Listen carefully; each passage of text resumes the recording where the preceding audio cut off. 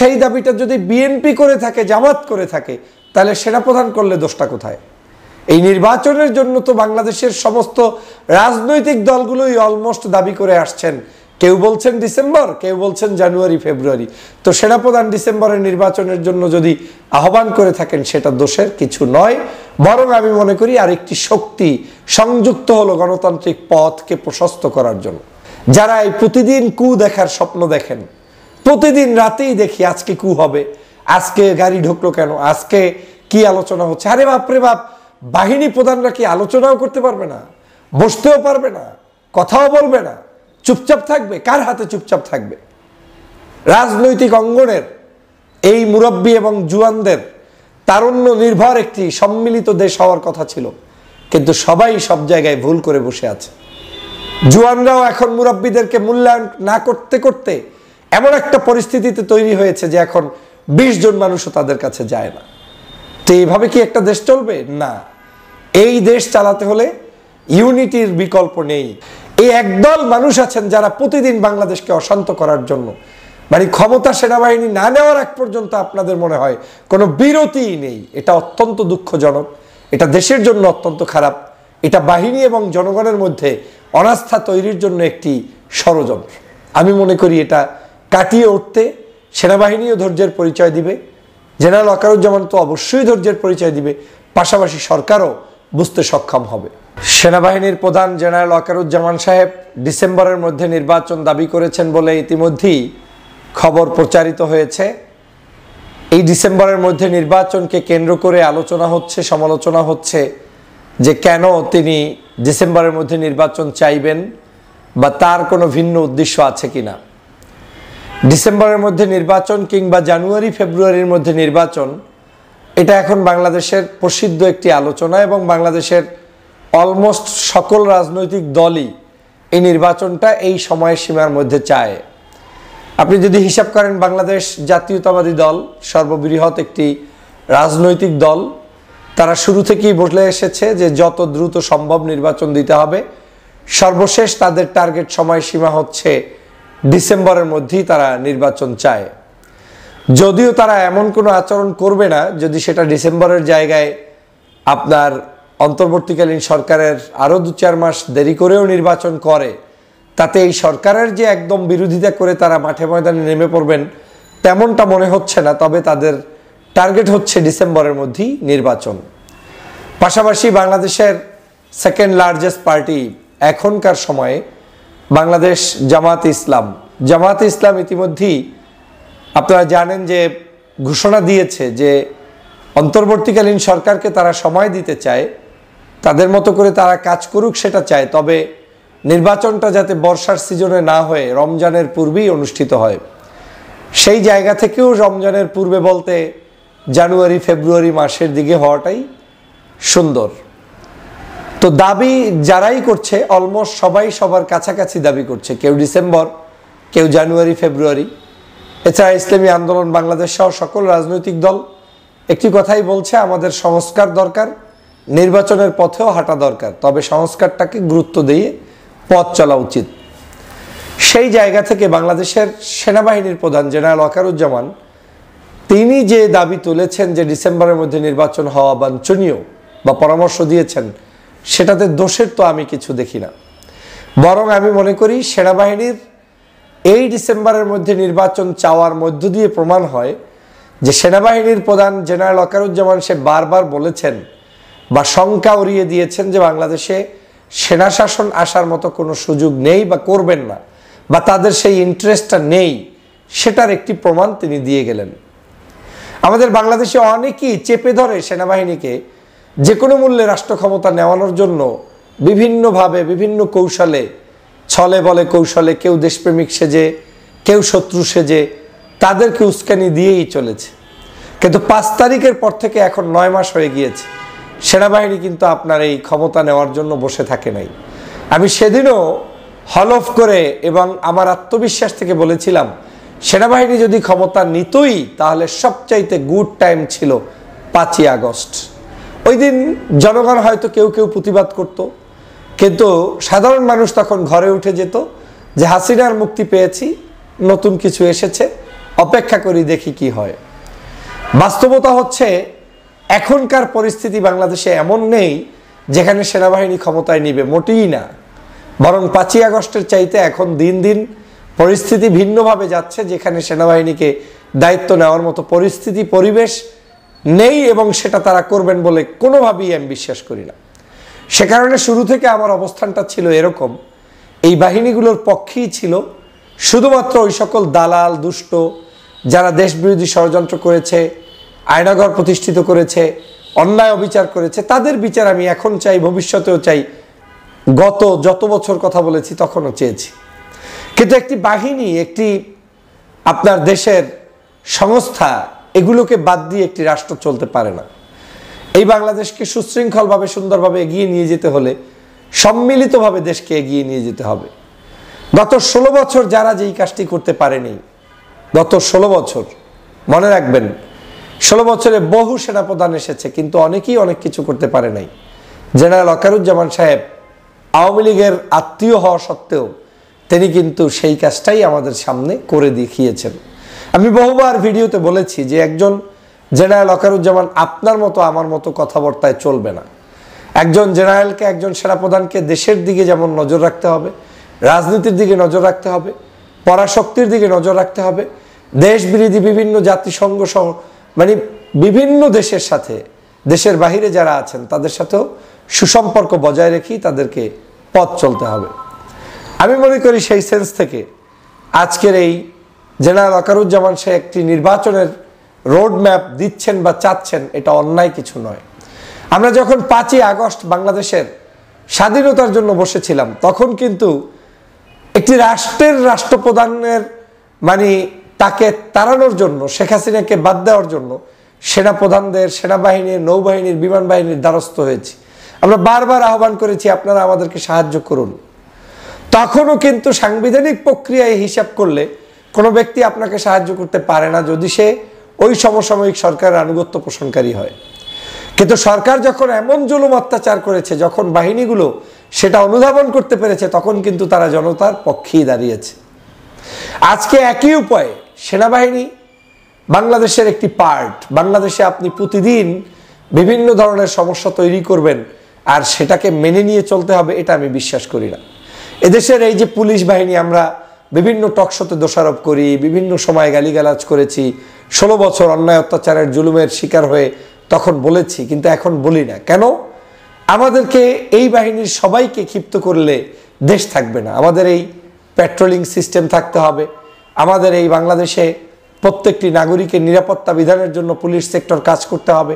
আমাদের এই বাংলাদেশে সবাই তো অপরাধী না, এবং সবাইও যদি অপরাধী হয়েও থাকে তারও আপনার ফর্মুলা আছে যে আপনি একদিনে এক মুহূর্তেই সবাইকে বাদ দিয়ে রাষ্ট্র চালাতে পারবেন না। আপনার হাতে আপনার পন্থী মানুষগুলো কোথায়? দেশপ্রেমিক পুলিশ কোথায়? দেশপ্রেমিক বাহিনী কোথায়? যদি আপনি তৈরিই করতে না পারেন, শুধু শুধু আপনি বলে পরিবেশ ফিল্ড নষ্ট করে তো কোনো লাভ নেই। আমি আজও চ্যালেঞ্জ দিয়ে বলছি, সেনাবাহিনী, আমার বিশ্বাসের জায়গা থেকে বলছি, আমার বিশ্বাস যে সবসময় সঠিক হবে এমনটা না, তারা রাষ্ট্র ক্ষমতা নিবে না। তারা রাষ্ট্র ক্ষমতার নির্বাচনের পদ্ধতির জন্য চেষ্টা চালাবে, যাতে করে এই দেশটা ভিন্ন কোনো নজরদারিতে না পড়ে, কারো কোনো শত্রুর আবার কথায় না চলতে হয়। এবং সেই দাবিটা যদি বিএনপি করে থাকে, জামাত করে থাকে, তাহলে সেনাপ্রধান করলে দোষটা কোথায়? এই নির্বাচনের জন্য তো বাংলাদেশের সমস্ত রাজনৈতিক দলগুলোই অলমোস্ট দাবি করে আসছেন। কেউ বলছেন ডিসেম্বর, কেউ বলছেন জানুয়ারি, ফেব্রুয়ারি।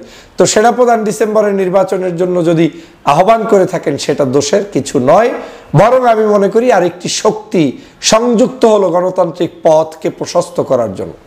এখন যারা নিজের স্বার্থের জন্য কারো বিরোধিতা করেন, আমি সেটাকে সৎ বিরোধিতা মনে করি না। অনেকে আছেন একচেটিয়া আমাকে জেনারেল ওয়াকারুজ্জামানের বিপক্ষে বলতেই হবে, তাই বলি, একচেটিয়া আমার অমুকের বিরুদ্ধে বলতেই হবে, তাই বলি। এটা আসলে স্বভাবজাত হলে আমাদের উন্নতি হবে না। প্রিয় সহযোদ্ধা ভাইরা, আমাদের দেশের সেনাপ্রধান শুধু কি ওই একটি আলোচনা করেছেন? তিনি জোর গলায় বলেছেন এই সরকারকে আমরা সহযোগিতা করছি, এই সরকারকে এই কোরবানিতেও নিরবিচ্ছিন্ন জনগণ যাতে ঈদ উদযাপন করতে পারে সেজন্য তারা সাহায্য করছে, সহযোগিতা করছে। এই সরকার যাতে সুষ্ঠু ধারায় চলতে পারে সেজন্য তিনি সহযোগিতা করছেন। বাংলাদেশে যাতে কোনো ধরনের মব সৃষ্টি করা না হয়, এবং সেটা আওয়ামী লীগ, বিএনপি, জামাত, হেফাজত, চরমনাই কারো মাধ্যমেই কোনোভাবে না হয়, সেই প্রচেষ্টা অব্যাহত রাখার জন্য সহযোগিতা করবেন। সেটা তো অন্যায় কিছু নয়। আমরা কোনো ন্যায়সঙ্গত দাবির বিপক্ষে যেতে চাই না, কিন্তু অন্যায় কোনো দাবি সেটাকেও আমরা মেনে বীরত্ব দেখাতে চাই না। আমরা বাংলাদেশটাকে শান্ত চাই। আমরা অনেক জায়গায় বঞ্চিত, আমরা অনেক জায়গায় লজ্জিত, অপমানিত, আমরা অনেকেই অনেক জায়গায় স্বার্থের বেড়াজলে সীমাবদ্ধতায় আটকা আছি। আমি সহ, আপনি সহ অনেক দেশপ্রেমিক মানুষই হয়তো আপনার মনোপুত অনেক কিছু পাচ্ছেন না, কিন্তু তাই বলে সব কিছুই আপনার মনোপুত হবে বলে আপনি যদি কারো শত্রুতা পোষণ করেন, মানে আমার মন মতো একটা কিছু করে দিল না সেজন্য আমি তার বিরুদ্ধে গেলাম, সেটা দেশপ্রেমিকের পরিচয় নয়। প্রিয় সহযোদ্ধা ভাইরা, আমি মনে করি আগামী নির্বাচনটা কখন হবে, কিভাবে হবে সেটা এখন ক্লিয়ার। ডিসেম্বর, জানুয়ারি, ফেব্রুয়ারি, এই তো এর মধ্যে নির্বাচন হতে হবে। এখন আমাদের দাবি একটাই থাকতে পারে, সেটা হচ্ছে নির্বাচনটা কত সুষ্ঠু এবং সুন্দর হবে। এই বাহিনীগুলো যদি কোনো পার্টিকে উইন করার জন্য ভূমিকা পালন না করে, নিরবচ্ছিন্ন নিরাপত্তা দিয়ে যদি একটি সুন্দর সুশৃঙ্খল পদ্ধতিতে নির্বাচন করতে সহযোগিতা করে, তাহলে আমি মনে করি এই সেনাবাহিনী জাতির কাছে চিরদিন স্মরণীয় হয়ে থাকবে। যারা এই প্রতিদিন কু দেখার স্বপ্ন দেখেন, প্রতিদিন রাতেই দেখি আজকে কু হবে, আজকে গাড়ি ঢুকলো কেন, আজকে কি আলোচনা হচ্ছে, আরে বাপরে বাপ, বাহিনী প্রধানরা কি আলোচনাও করতে পারবে না, বসতেও পারবে না, কথাও বলবে না, চুপচাপ থাকবে? কার হাতে চুপচাপ থাকবে? রাজনৈতিক অঙ্গনের এই মুরব্বী এবং জুয়ানদের তারুণ্য নির্ভর একটি সম্মিলিত দেশ হওয়ার কথা ছিল, কিন্তু সবাই সব জায়গায় ভুল করে বসে আছে। জুয়ানরাও এখন মুরব্বীদেরকে মূল্যায়ন না করতে করতে এমন একটা পরিস্থিতিতে তৈরি হয়েছে যে এখন 20 জন মানুষও তাদের কাছে যায় না। তো এইভাবে কি একটা দেশ চলবে? না। এই দেশ চালাতে হলে ইউনিটির বিকল্প নেই, আমাদেরকে ইউনাইটেড হতে হবে, ঐক্যবদ্ধ হতে হবে, জাতিকে স্বপ্ন দেখাতে হবে, এবং সকল বাহিনী এবং সদস্যদেরকে কাছে টেনে তারপরে দেশ এগিয়ে নিয়ে যেতে হবে। আপনার বর্ডার রক্ষা করতে হলে আপনি কি একা একা পারবেন? আমার যদি বিজিবি না থাকে, আমার যদি পুলিশ না থাকে, আপনার নৌবাহিনী না থাকলে আপনি সমুদ্র বন্দর নিয়ন্ত্রণ করতে পারবেন? বিমান বাহিনী থাকলে আকাশপথ নিয়ন্ত্রণ করতে পারবেন? সেনাবাহিনী না থাকলে আপনি আকাশ, নৌ, স্থল সমস্ত জায়গায় আপনার নিয়ন্ত্রণ করতে পারবেন? পারবেন না। এই বাহিনীগুলোকে আমাদের দরকার, কিন্তু এই বাহিনীগুলোকে যখন প্রয়োজন ছিল শেখ হাসিনার বিরুদ্ধে গর্জে ওঠার জন্য সাহায্য সহযোগিতা আমরা তখন কথা বলেছি, ডেকেছি, চেয়েছি এবং পেয়েছি, আলহামদুলিল্লাহ। কিন্তু এখন প্রতিদিন প্রতি মুহূর্ত আমাদের সেইগুলো নিয়ে দেশকে ক্ষতি করার আর কোনো সুযোগ নেই। অতএব আমি জেনারেল ওয়াকারুজ্জামান সাহেবের এই সকল ভালো উদ্যোগের পক্ষে। আমি গত কয়েক মাস আগেও জেনারেল ওয়াকারুজ্জামান সাহেবের একটি বক্তব্যকে কেন্দ্র করে বাংলাদেশ তুলকালাম ঘটেছিল যে ফুল স্টপ, আর কোনো এভাবে চলতে পারে না, চলতে দেয়া যাবে না। ভালোই বলেছিলেন। বাংলাদেশের চুরি, ডাকাতি, হত্যা, সন্ত্রাস, সেই সকল কার্যক্রম তো চলতে পারে না। সেটাকে বন্ধ করার জন্য তিনি যে কঠোর হস্তে বক্তব্য দিয়েছিলেন, এই বক্তব্যটির পরে অনেকে বলেছিলেন উনি মনে হয় কয়েকদিনের মধ্যে কি জানি ঘটায় ফেলবে। এই একদল মানুষ আছেন যারা প্রতিদিন বাংলাদেশকে অশান্ত করার জন্য, মানে ক্ষমতা সেনাবাহিনী না নেওয়ার আগ পর্যন্ত আপনাদের মনে হয় কোনো বিরতিই নেই। এটা অত্যন্ত দুঃখজনক, এটা দেশের জন্য অত্যন্ত খারাপ, এটা বাহিনী এবং জনগণের মধ্যে অনাস্থা তৈরির জন্য একটি ষড়যন্ত্র। আমি মনে করি এটা কাটিয়ে উঠতে সেনাবাহিনীও ধৈর্যের পরিচয় দিবে, জেনারেল ওয়াকারুজ্জামান তো অবশ্যই ধৈর্যের পরিচয় দিবে, পাশাপাশি সরকারও বুঝতে সক্ষম হবে। রাজনৈতিক দল যেটা চাইতে পারে সামষ্টিকভাবে বাংলাদেশের কল্যাণে, সেটা সেনাবাহিনী, নৌবাহিনী, বিমান বাহিনী সবাই মিলেও সেটা চাইতে পারে। আপনি যেটাকে এখন অন্যায় বলে মনে করছেন যে সে কেন চাইবে, সেই একই অন্যায়ের দাবিটা 5 তারিখের আগেও কিন্তু আপনি করেছিলেন শেখ হাসিনার বিরুদ্ধে তাকে দাঁড় করানোর জন্য। অতএব তখন কিন্তু ওই সময়ের হাসিনার আইনে ওইটা নাজায়েজ ছিল। অর্থাৎ দেশপ্রেমিক মানুষদেরকে এখন বাংলাদেশে একটি সমস্যায় জর্জরিত। এখন এত বাছবিচার না করে সম্মিলিতভাবে দেশটাকে কিভাবে এগিয়ে নেওয়া যায়, বাহিনীগুলোকে শত্রু মনে না করে বন্ধু বানিয়ে দেশকে এগিয়ে নিয়ে যাওয়া যায়, সেই পথ আমাদের প্রশস্ত করতে হবে। এবং রাজনৈতিক দলগুলো যেই দাবিগুলোর পক্ষে অবস্থান নিচ্ছে, রাজনৈতিক দলগুলোর দাবিগুলো কি সম্প্রসারিত করার জন্য আমাদের এগিয়ে যেতে হবে। মনে রাখবেন, সংস্কার যেমন প্রয়োজন, নির্বাচনও তেমন প্রয়োজন। বিভিন্ন ষড়যন্ত্র চলমান রয়েছে, এই ষড়যন্ত্র মোকাবেলা করতে হলে নির্বাচনের বিকল্প নেই, গণতান্ত্রিক সরকারের বিকল্প নেই। তাতে যত বড় রাষ্ট্র ক্ষমতাধর ব্যক্তি হোক না কেন, নির্বাচন লাগবেই।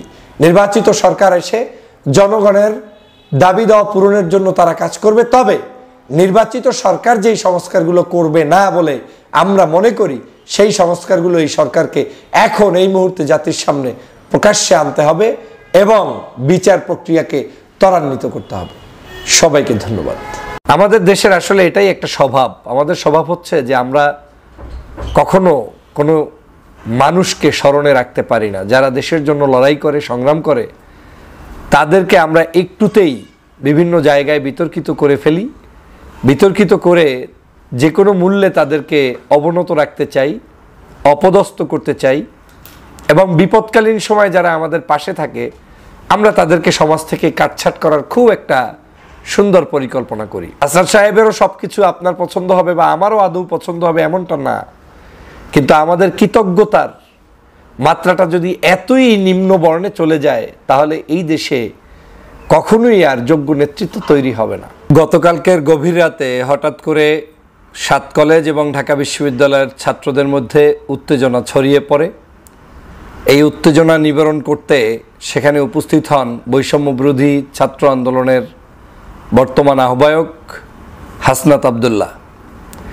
আমরা দেখেছি হাসনাত আবদুল্লাহকে অত্যন্ত সাহসিকতার সাথে ছাত্র ভাইদের কাছে সেখানে গিয়ে দুই পক্ষকেই এই ধরনের সংঘাত কিংবা রাতের বেলার একে অপরের সাথে তুমুলভাবে ঝগড়ায় লিপ্ত হওয়া কিংবা ধাওয়া পাল্টা দেওয়াকে থামানোর জন্য তিনি গিয়েছেন। তার সাথে আর কয়েকজন সাহসী যোদ্ধা সেখানে গিয়েছেন। আমি আন্তরিকভাবে এটাকে সাধুবাদ জানাই। বাংলাদেশের প্রেক্ষাপটে এরকম একটি পরিস্থিতিতে নিশ্চয়ই অনেক নেতারাই দেখবেন সময়ের সুযোগ খুঁজে পালানোর চেষ্টা করবে, কিন্তু এই বৈষম্য বিরোধী আন্দোলনের সংগ্রামী যে আহ্বায়ক রয়েছেন, তিনি সেখানে নির্দ্বিধায় বুক উঁচিয়ে গিয়ে উপস্থিত হয়েছেন।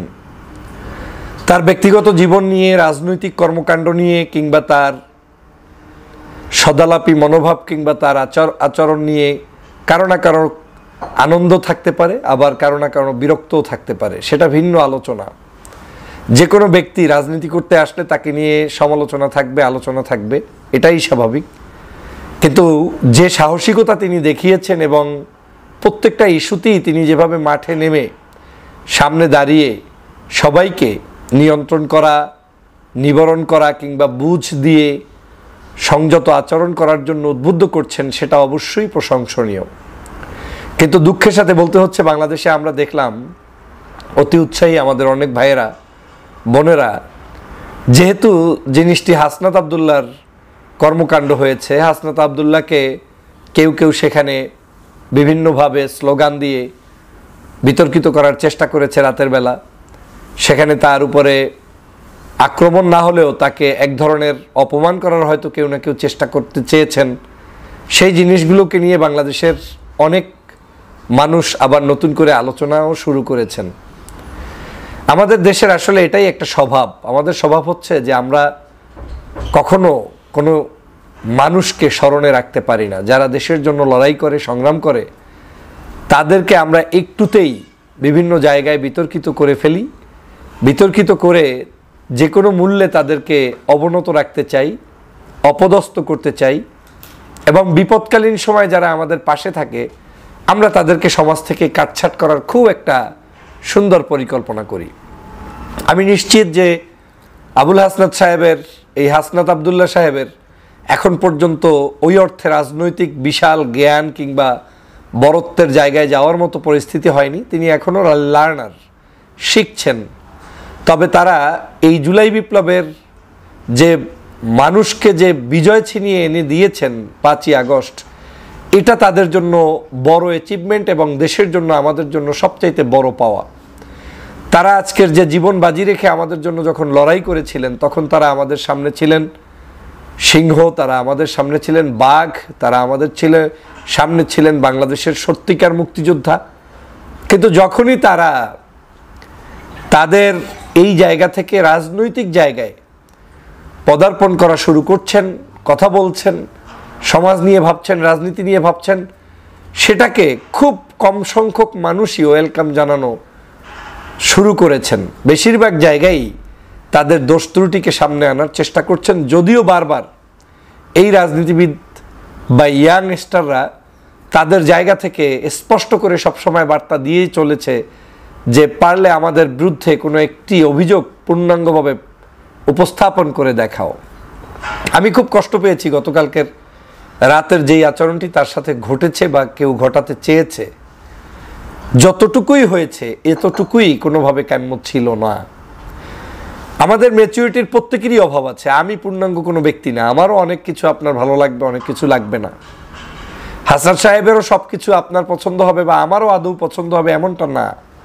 কিন্তু আমাদের কৃতজ্ঞতার মাত্রাটা যদি এতই নিম্ন বর্ণে চলে যায় তাহলে এই দেশে কখনোই আর যোগ্য নেতৃত্ব তৈরি হবে না।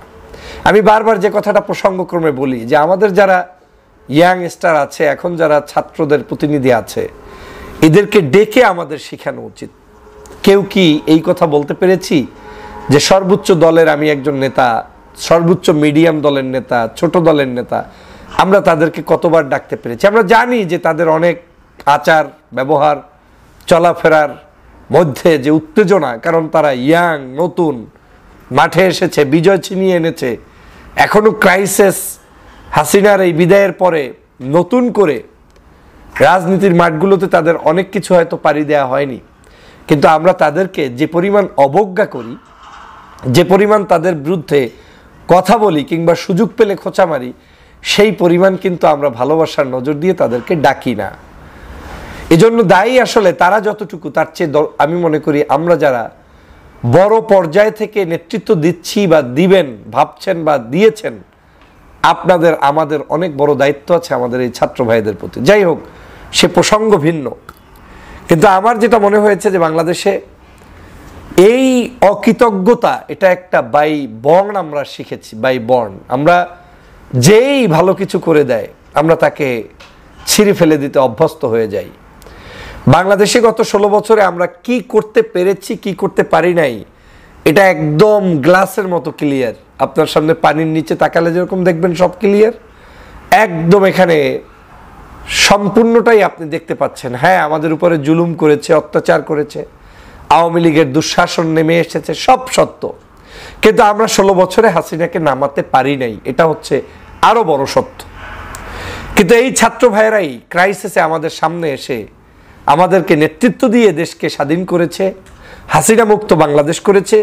সেটার জন্য অন্তত পক্ষে আপনার জীবনের মৃত্যুর আগ পর্যন্ত, যেহেতু আপনি সবচাইতে ভিকটিমের শিকার ছিলেন এই শেখ হাসিনার জুলুম অত্যাচারের কাছে, আপনার আমার সকলের দায়িত্ব ওই জায়গা থেকে তাদের প্রতি কৃতজ্ঞতা পোষণ করা, তাদের নিরাপত্তা নিশ্চিত করা, তাদেরকে আগলে রাখা, তাদেরকে স্নেহ করা, তাদের পাশে দাঁড়ানো। কিন্তু আমরা যখন সেটা থেকে দূরে সরে আসব, এটা কখনোই বাংলাদেশের ইতিহাসের জন্য ভালো হবে না। তবে বাংলাদেশের ইতিহাস খুব নির্মম, নিষ্ঠুরতা। সেজন্য আমি আমাদের ছাত্র ভাইদেরকেও বলবো, যেই দেশ নিয়ে ভাবছেন, যেই মানুষদেরকে নিয়ে ভাবছেন, সেটা ভাববেন ঠিকই, তবে তার আগে এই দেশের কার্যক্রম, মানুষ, রাজনৈতিক শিষ্টাচার, রাজনৈতিক ব্যক্তিবর্গের বিহেভিয়ার, এদেশের মানুষের সভ্যতা, কালচার সম্পর্কে আপনাদেরকে আরও অ্যাডাপ্ট হতে হবে এবং এই দেশের যে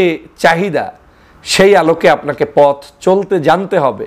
আমি জানি যে আপনারা স্ট্রেট ফরওয়ার্ড, ভালো কিছু চিন্তা করেই অনেক সময় অনেক কিছু আপনাদের ভিতর থেকে চলে আসে, কিন্তু আপনাদের এই চলে আসাটাকে অ্যাকসেপ্ট করার মতো, বরণ করার মতো বিশাল হৃদয়ের মানুষের সংখ্যা আমাদের দেশে এখনো তৈরি হয়নি।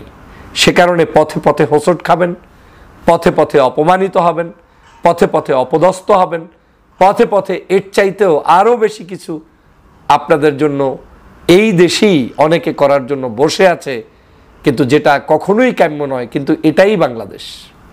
আমি সে কারণে সবসময় বলি, আমাদের এই জাতির পরিবর্তনের জন্য সবার আগে যেটা পরিবর্তন করা দরকার সেটা হচ্ছে আমাদের নেচার।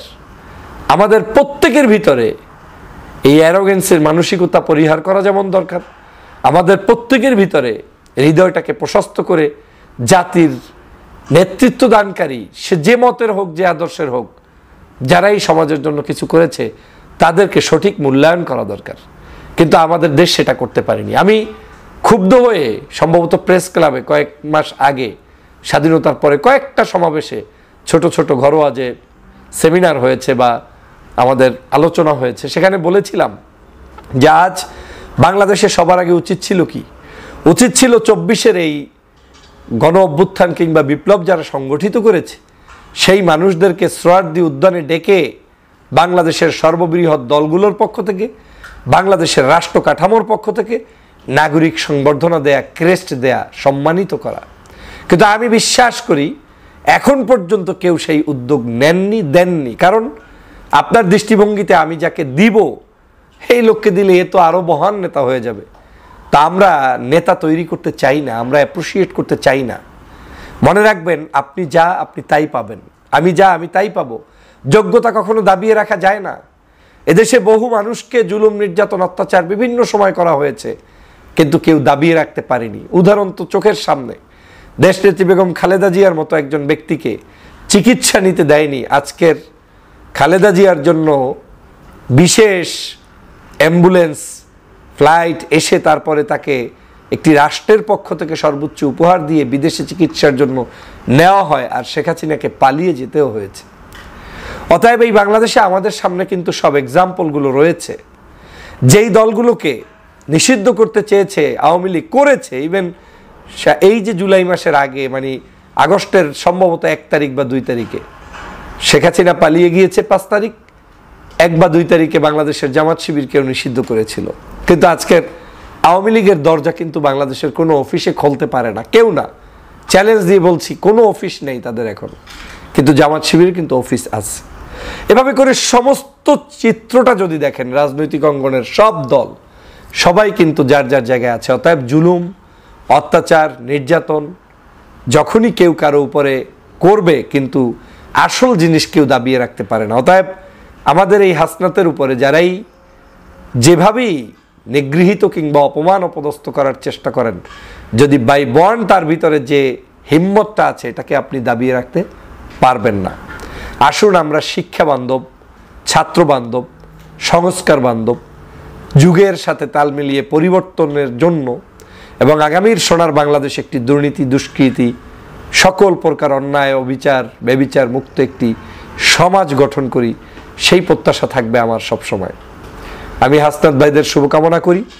আপনি অন্য আদর্শের, ভিন্ন মতের যেখানেই থাকেন না কেন, আমার দোয়া, স্নেহ, ভালোবাসা আপনাদের পিছনে থাকবে সব সময়। কারণ আর কিছু না করেন, আপনি আমার সোনার বাংলাদেশকে স্বাধীন করার পিছনে ভূমিকা পালন করেছেন। আমরা সেই মুক্ত বাতাসে শ্বাস প্রশ্বাস নিতে পেরেছি, এর চেয়ে বড় কিছু আর দরকার নেই। শুকরিয়া মহান আল্লাহর দরবারে। আল্লাহ পাক আপনাদের এবং এই বাংলাদেশের যারাই যেখানে যতটুকু অবদান রেখেছে সবাইকে কবুল করুক, আমিন। আসসালামু আলাইকুম ওয়া রাহমাতুল্লাহি ওয়া বারাকাতুহু।